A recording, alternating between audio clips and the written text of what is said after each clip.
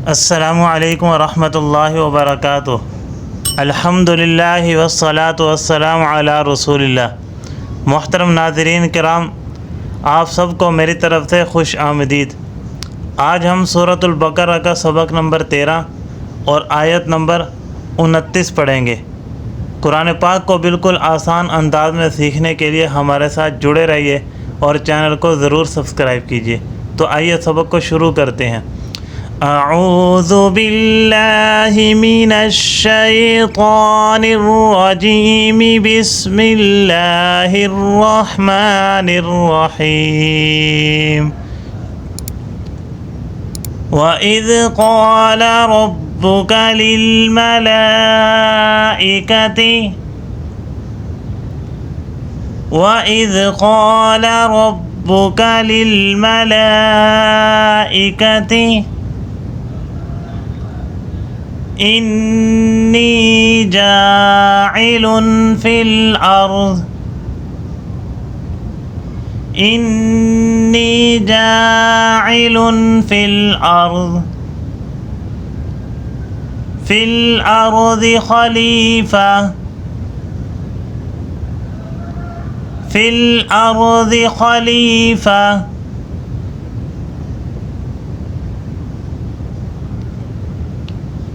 क़ालू अतजअलु फ़ीहा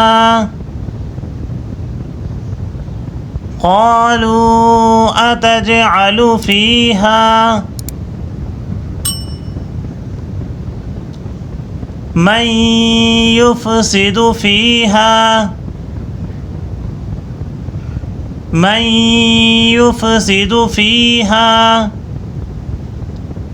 वयस्फ़िकु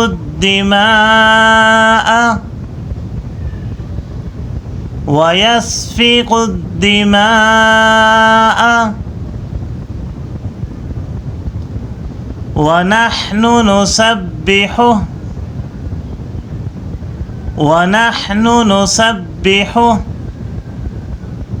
بحمدك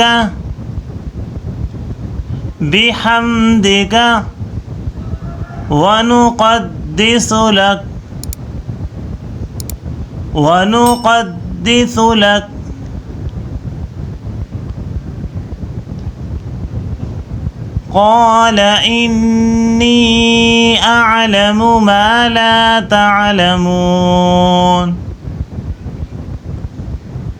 قال إني أعلم ما لا تعلمون وإذ قال ربك للملائكة إني جاعل في الأرض خليفة قالوا أتجعل فيها من يفسد فيها فيسفك الدماء ونحن نسبح بحمدك ونقدس لك قال إني أعلم ما لا تعلمون صدق अल्लाहुल अज़ीम। अल्हम्दुलिल्लाह, हमारा आज का सबक मुकम्मल हुआ।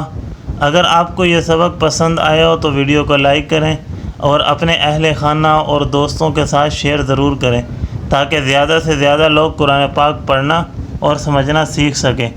हमारे चैनल को सब्सक्राइब कीजिए।